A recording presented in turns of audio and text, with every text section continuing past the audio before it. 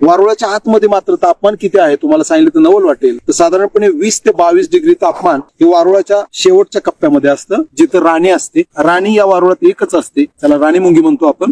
खास करून हे तापमान नियंत्रित करण्यासाठी पहाटेची हवा या वारुळामध्ये भरली जाते आणि दिवसभर ती हवा जशी तापेल थोडी थोडी तशी या चेंबर मधून वर येते. नमस्कार मित्रांनो, आज आपण वारुळाविषयी जाणून घेऊया. खरं तर वारुळ साप समीकरण लहानपणापासून माहिती आहे आपल्याला. आयत्या बिळात नागोबा, मात्र इथला साप वारुळ बांधू शकत नाही. ह्या फक्त मुंग्या आणि वाळवीच बांधतात. कीटकांच्या जगात मुंग्या आणि वाळवी फक्त वारुळ बांधू शकतात. वारुळ हे बांधताना जमिनीची खालची मातीच घेतली जाते, ही माती आणली जात नाही. वारुळाची उंची 5 फूट तर जमिनीत 5 फूट खोल असते, लक्षात ठेवा. हे वारुळ बांधत असताना प्रत्येक मुंगी आपल्या तोंडात फॉर्मिक ऍसिड असतं, त्याचा वापर करत करत हे सगळं वारुळ पूर्ण होत होत होत हे वाढत राहतं. पण आपण असा विचार करा की आपण घरी बसलोय, फॅन लावला, आपल्याला उकाडा आपण कमी करू शकतो. इथं मात्र 46 डिग्री तापमान आहे. वारुळाच्या आतमध्ये मात्र तापमान किती आहे तुम्हाला सांगितलं तर नवल वाटेल. तर साधारणपणे 20 ते 22 डिग्री तापमान हे वारुळाच्या शेवटच्या कप्प्यामध्ये असतं, जिथं राणी असते. राणी या वारुळात एकच असते, त्याला राणी मुंगी म्हणतो आपण.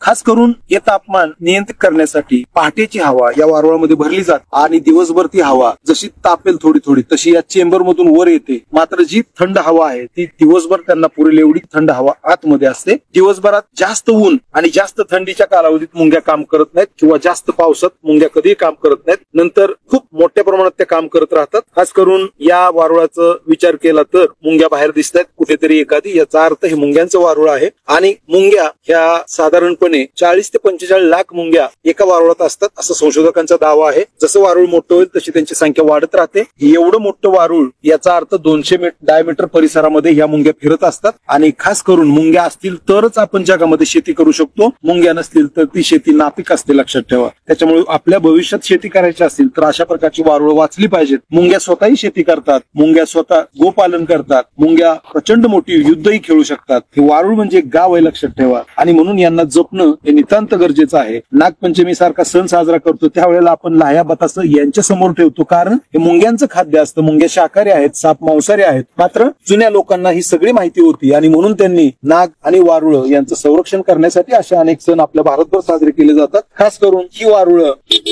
भारतात मोठ्या प्रमाणात पाहायला मिळतात आणि अशी वारुळ वाचवणं काळाची गरज आहे. वाळवी जिवंत झाडाला कधीही त्रास देत नाही. जंगलामध्ये एखादं झाड आजारी पडल्यानंतरच ती वाळवी लागते. जंगलाचे डॉक्टर म्हणून मुंगी आणि वाळवी अत्यंत प्रसिद्ध डॉक्टर कोण असतील तर मुंगी आणि वाळवी आहेत जंगलाची. त्याच्यामुळे आपल्याला हे सगळं वाचवायचंय, जैविकता वाचवायची. एवढ्या उन्हात सुद्धा टिकून आहे त्याचा विचार करा. केवढं मोठं मॅनेजमेंट इथं आहे. अमेरिकन अनेक संशोधक याच्यावरती काम करतात, भारतातले संशोधक काम करतायत. मात्र काळानुसार आता आपल्याही नवीन पिढीला मुंग्यांपासून ते हत्तींपर्यंत सगळ्या बाबतीत संशोधन नव्याने सुरू करणं नितांत गरजेचं आहे. यांच्याविषयी आदर प्रेम आपल्या मनामध्ये असलं पाहिजे. संशोधन म्हणजे फक्त शोध कार्य नव्हे तर ते वाचवणं सुद्धा नितांत गरजेचं आहे. मुंग्यांची, वाळवींची वारुळ काळानुसार वाचली पाहिजेत तरच आपण वाचणार आहोत आणि म्हणून ही वारुळ वाचवायची. थँक्यू. जगभरात सर्वात महत्वाचं म्हणजे प्रति चौरस किलोमीटर मुंग्या साधारणपणे 50 टन खत निर्मिती करतात. त्यामुळेच आपण आज जैविक शेतीकडे वळणार आहोत. अन्यथा मुंग्यांनी जर खत निर्मिती केली नाही तर आपण कधीही जगामध्ये जैविक शेती करू शकत नाही. आणि म्हणून अशा वेगवेगळ्या वारुळांना वाचवा. एक वारुळ वाचवायचं म्हणजे कित्येक लाख मुंग्यांना वाचवणं आहे. हे बारकाईने आपण अभ्यासलं पाहिजे, प्रत्येकाने लक्षात घेतलं पाहिजे. ती काळाची गरज आहे. धन्यवाद.